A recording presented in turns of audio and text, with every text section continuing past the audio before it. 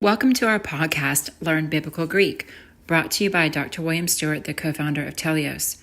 This captivating podcast teaches you biblical Greek through a verse-by-verse study of the book of Ephesians, interjecting Greek grammar, Greek word meanings, and vital theology concepts. Thanks for joining us on this exciting biblical journey.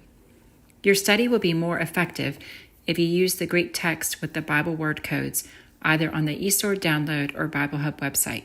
These links are on our podcast website at www.teliosresearch.com.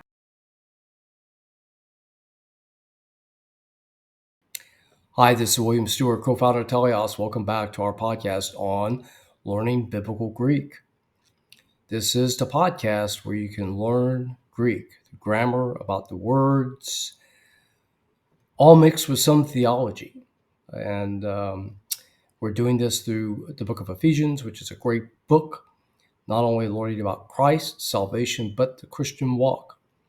And then how, hopefully, too, you can see that learning the Greek enhances your understanding of the book. And so we can all be, by knowing Greek, better servants through the knowledge of God's word unto him, better servants to God. So as I urge you always, be persistent, take some time, but if you persist, you will learn it, and it will become like second nature to you, like any language. So Greek, of course, has its challenges, but it's mostly regular and certainly understandable. So let's go to the text. Have your Greek text open. We're starting Ephesians 4. As you remember, this is the change to the Christian walk, and our theme at the first about how we walk in the life of the church as Christians, all based in the first three chapters of salvation and the structure of the church. Our first theme is unity. So we talked about in verse 1, Paul tells the Ephesians to walk in a worthy manner consistent with your calling to salvation, our great holy salvation. Verse 2 starts with meta. Now, meta, preposition. If it is followed by the genitive, it means with. If it's followed by the accusative, it means after. Here we see the genitive with passis. This is the word pas. Takes first declension feminine endings. I shouldn't say declension, the feminine gender endings. And the eta s tells you it is genitive singular added to the pas. And so it means with. Meta means with here, with all. Topinophronesis. So we see the es at pas matches that, even though it's not a article, but we know it takes feminine endings, the pas. So the feminine endings you can see also the topinophoresis tells you it's first declension, topinophoresis. So all humility. Now, again, like many Greek words, it provides has more of a little bit of a deeper meaning here. It's a great word. Topino means low. Phronesis means all our thought processes, our moral behavior, our decision-making process, our knowledge. It comes from the word diaphragm.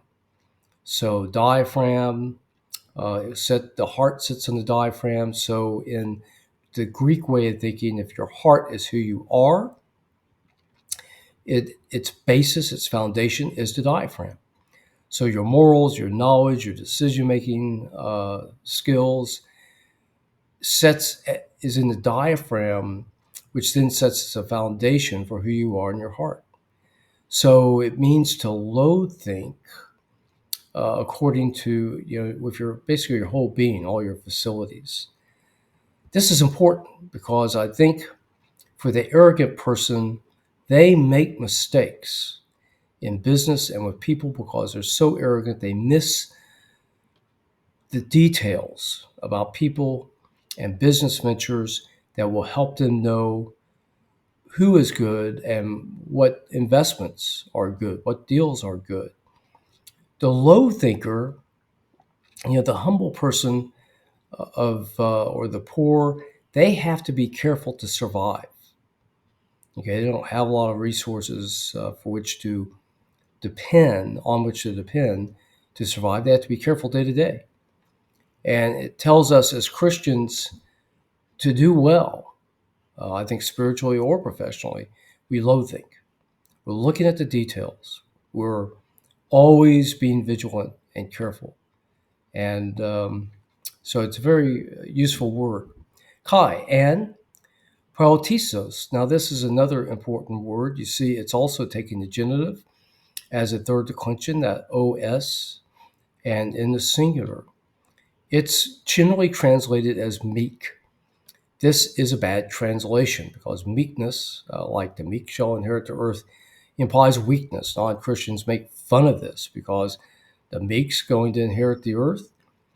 Those trusting God will inherit the earth, but protatus does not mean weakness. So from the Kittle Greek word book, it means a mature person who is strong, but doesn't flaunt it. And so is approachable, is convivial, and knows what they think and can express it and get things done. So it's a person you want to have as a friend, as a helper, as a confidant, and it's a quality that we should have as Christians. Unfortunately, there's no really good direct translation in the English for this word. So the knowing protitus here is quite useful. Meta, again, followed by the genitive and macrothumias, patience. Again, there's a little bit of a deeper meaning here. Macro, far away. Thumias, anger. Anger, far away. There's another word for patience, upomone, meaning to bear under. So the Greek had two different words pointing to two different aspects of patience, bearing under a load and anger far away. Here it's anger far away, again taking the genitive feminine singular, os. Anomeki, okay, here's a verb. So let's look, is there a prefix? Yes, ana. Generally means up, but it can mean reverse, recline, or again. Here, I think in context, it means up. Echo is simply to have, so to hold up, otherwise bearing with one another, basically. Is there an augment? No. Echo, as I said, is the root word. The connector is, the vowel connector is O, telling you it's present tense, generally. Men tells you it is a participle in the passive or middle. Now, this is a deponent verb. Remember, deponent verbs in the dictionary are in the passive form. There is no active form. But the passive form is translated like the active. So this is translated like an active participle, bearing, where it's in the passive form. Why is that? I don't know. Latin has it also.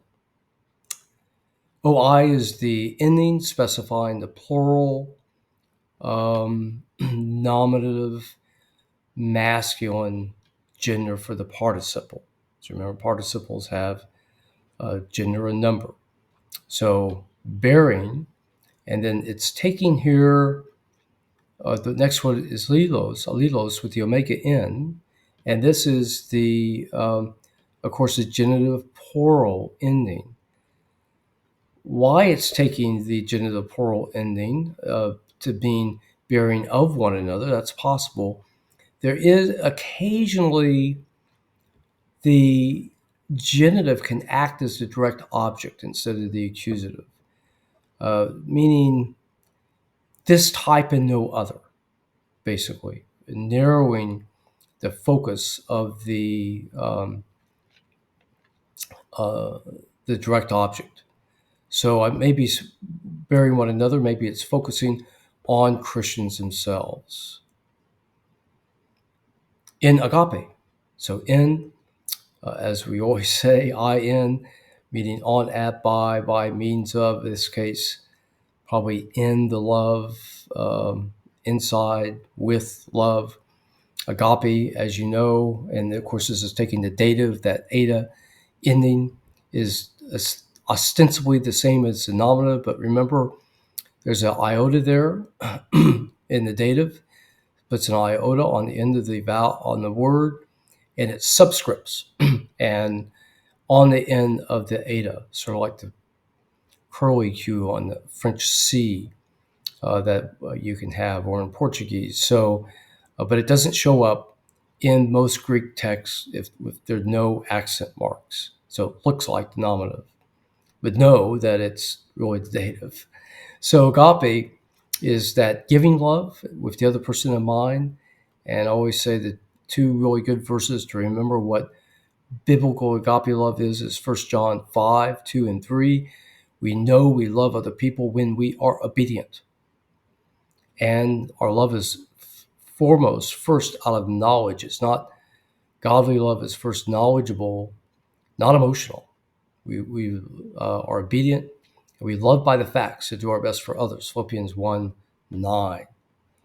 Okay, so what do we have? With all humility, low thinking, and proletasis, it translated meekness, but it's really, a person who's confident, strong, approachable, with patience, anger far away, bearing with one another in love.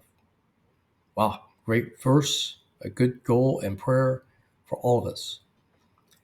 Thank you for joining me. We'll continue with this great passage on unity next time. I hope you'll join me then. Keep on that Greek.